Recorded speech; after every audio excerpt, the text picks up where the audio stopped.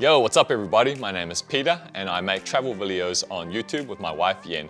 And right now we're living out one of my childhood dreams, which is staying in an ancient village here in Guilin, China. On June 28th, 2019, that marked a very special day for Yen and I, because that's the day we officially retired, age 33. And before I get into my 5 tips on how you could do that too, I wanted to share with you guys a little bit of my backstory. So my parents immigrated to New Zealand from China when I was a very young age, and they arrived with basically nothing. They could speak no English, they had hardly any money. My dad worked as a kitchen hand in a restaurant, washing dishes and prepping food, and my mum worked in a manufacturing line. So growing up, things were pretty tough. We didn't have all that much money. In primary school, there was this thing that every kid would dream about, which is ordering things from the tuck shop. So basically you would fill in a little note on a bag with what you wanted, put the money inside, and what you would get in return at the tuck shop at lunchtime would be either a pie or a sausage or a fizzy drink. But because we weren't that rich, I often couldn't afford food from the tuck shop, and I would often just be bringing food from home. And so that actually developed an important skill of mine, which was being able to hustle. So in order for me to afford things from the tuck shop, I came up with an idea at like 7 or 8 years old to go to the beach on the weekends with a 1.5 litre ice cream tub, fill it up with sand, fill it up with water, and then capture little tiny crabs from the beach and chuck them in there. Take that container back to school and I would sell it to the other kids for 50 cents. Pies back then were only like $1 each. I was able to afford a pie if I sold 2 crabs, which was pretty easy. And so that's one of my earliest memories of being a little bit of a hustler. Sometimes when I made a little bit of extra money and I could save some of it, I would actually take that saving and go to the dairy, buy 50-cent bags of chips, and then take it back to school and sell them for $1. And I'm really glad that I was able to develop this hustler skill, because I really wasn't all that great at school. I was kind of naughty, and my parents always wanted me to do the Asian 5, which is your 2 maths and your 3 sciences. And to be honest, I wasn't cut out for that. I failed at maths most of the time. But anyway, this isn't a video about how I flunked maths. This is a video on 5 things that will help you to retire at a young age. I would say that before you take any steps into early retirement, there's one thing that you need to get right first, and that's your mind. Just like how a bodybuilder will exercise to build his muscles, you need to exercise your mind in order to increase the strength of it, because the road to retirement is long and difficult, and you're gonna need a strong mind to keep you on track. You can start by doing simple things like just having daily conversations with yourself, and everyone probably does it, but what I really found helpful for myself was that you take it to the next level. You actually create yourself as an entity and your mind as a separate entity, and you have deep and meaningful conversations with yourself. And sometimes it will just be about analyzing the things that you've done in the day. You had a meeting, for example. Did you get the outcome that you wanted at the meeting? If you didn't, what could you have done to get the outcome that you wanted? And then you start analyzing different things that you could have said and what you think the reactions of the other person would have been. And then you start practicing those techniques that you came up with in the conclusion when you had the conversation with your mind. When you start practicing that daily, what you're gonna find is your mind starts strengthening, and you're gonna be able to start figuring out bigger questions that have a lot more impact on your life. For example, what makes you happy? That's one of the key questions that you're gonna need to be able to answer in order to reach retirement. What makes you happy is going to be that all-driving factor. It's going to be the thing that you're going to think about when you're working on a long, hard day and you just want to treat yourself to something. That's the point where you're going to be like, no, I don't want to get this treat because this isn't the real thing that's going to make me happy. The real thing that's going to be making me happy is financial freedom and being able to travel. That's what I thought. And so that's an incredibly important thing to be able to do. You need to strengthen your mind to be able to say no to things that distract you and to give you that resolve to get exactly what you want. Now we're gonna do a little exercise right here. I want you guys just to think about a couple of things that might make you happy. 3 things. Let's pause the video, stop right there, have a think about it. 3 things that make you happy, go. Now when you think about it, most people retire at ages 60 to 65. And so when you retire at a young age, effectively what you're doing is you're cutting your working career in half or even more, which means you don't have a lot of time to be messing around. Now, in the first point, we figured out the things that made us happy. Now, the second point is all about deflecting anything that might come at that happiness's way. And what do I mean by that? Well, effectively what I'm trying to say is don't care so much. Don't care so much about what people say you should be.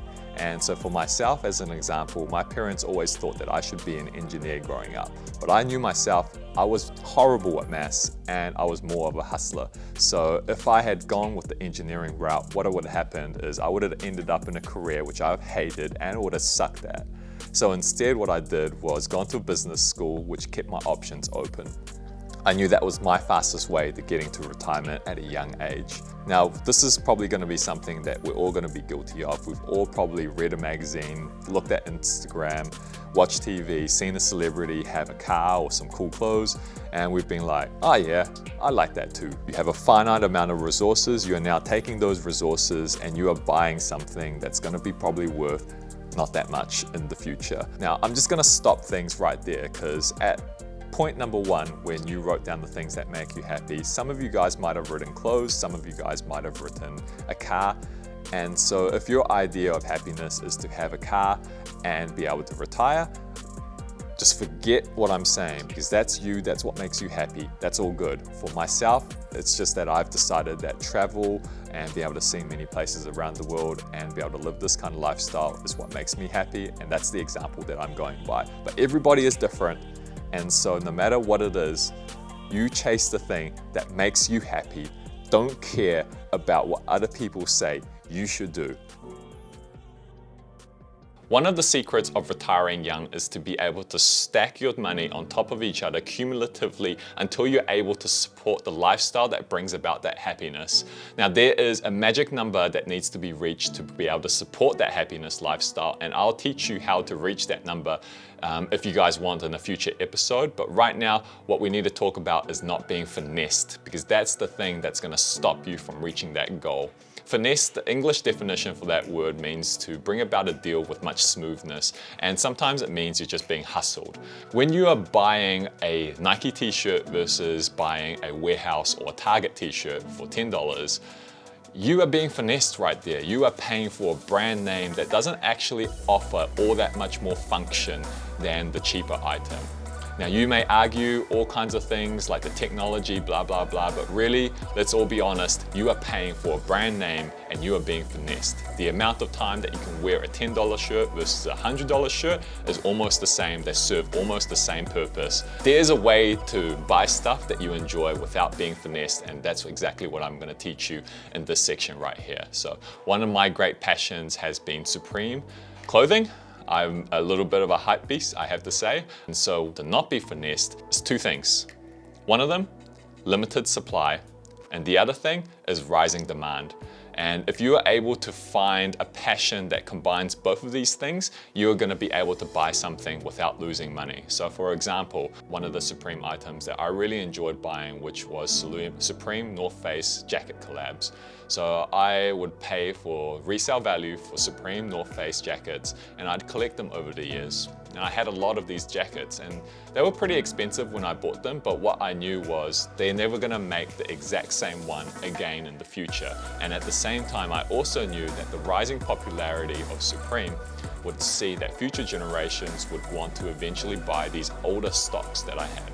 And so I was able to purchase these items, wear them, enjoy them, have them in my closet, look at them, bring about a sense of happiness for myself, but at the same time, not be finessed, because I was then able to resell these jackets at a future date after I've worn them and enjoyed them to recoup my money and even make a little bit.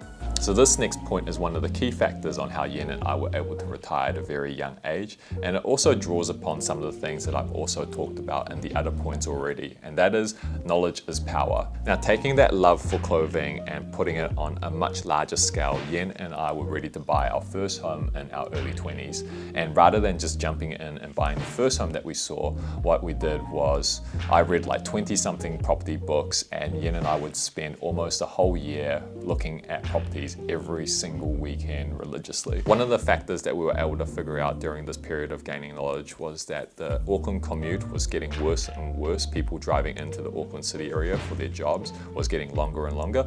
And so we believed that in the future, CBD apartment prices would eventually go up. And luckily, after that whole year of research, we eventually bought our own couple of apartments. We were right. People did want to move into apartments, mainly because the commute was so horrendous. And so, of course, apartment prices went up a little bit as well. That summarizes this point. When you know the thing that's going to make you happy, go at it full steam, but make sure you do your research and don't get finessed, because in the end, when you do your research right, that could lead to you gaining a bunch of dollars on top of the investment that you originally made. Now that we've talked about the mindset and some of the key disciplines that you're going to need on the road to early retirement, it's time to talk about the practical things that you're going to need to be able to employ. And now the underlying fundamental of all this is that you're trying to double your stash. And the way you're going to double your stash is different in the beginning, the middle, and the end. In the beginning, there was just me as a kid who had a dream towards financial freedom, and I was fortunate enough to be able to find someone who I could trust wholeheartedly, who had the same vision as me and who hustled just as hard as I did, and that was Yen. And I would never have been able to retire young without her, because the early stages are the most difficult, and to be able to double your stash, that's really key to your success, because that's also the time where you're going to be able to struggle to get any kind of momentum. Now, when you have two incomes coming together into one household, you are effectively doubling the amount of money that you're generating on a daily basis, which gets you to the middle much faster. Let me clarify that a little bit more. When you're by yourself, you need one house, you have one electricity bill, you probably have one car, and you are eating one meal a day. Now, when you have two people, you still only need one house, you still only need one electricity bill, you probably only need one car. And sure, your meals have gone up a little bit because now you need 2 meals, but the overall cost of living hasn't gone up that much. And at the same time, you are doubling the amount of income that you're generating. That is surefire the quickest and easiest way to hit the middle stage. At the middle point, Yen and I had a couple of dollars in the bank, and you could leave it there to make a couple of % return in interest a year, but that's not going to get you to early young retirement. And what you really need to do is get your money working as hard as you work in order to make it in the first place. So Yen and I applied one of the core principles, which is knowledge is power, and took that money and invested it into property, which was something that Yen and I were both passionate about. At the final point, Yen and I were very close to retirement, and so we needed to reassess our entire portfolio to make sure we weren't going to be finessed by anything. So there's going to be a whole bunch of things attacking you at this point. It could be things like currency conversion issues. It could be things like inflation. All these things will make you poorer without you even realizing. And you're not going to be able to spend as much, which for us, if we're going to be traveling the world, is going to be a huge problem. So it's about taking your portfolio, considering all the external economic factors and how your portfolio is going to perform during all that, and balancing things up. Now, I can make a whole video on that, so leave a comment down below if you do want to see me do that. But I've taught you guys more than enough during the beginning stages and also the middle stages in order to double your stash and on the road to early retirement. There you have it. Those are my top 5 tips on how to retire at a young age. If you found this video useful and you know someone else who's looking to retire, maybe you can share this video with them as well. If you've enjoyed it, please make sure you smash the like and subscribe button. Might catch you around on one of our travel videos too. See you next time.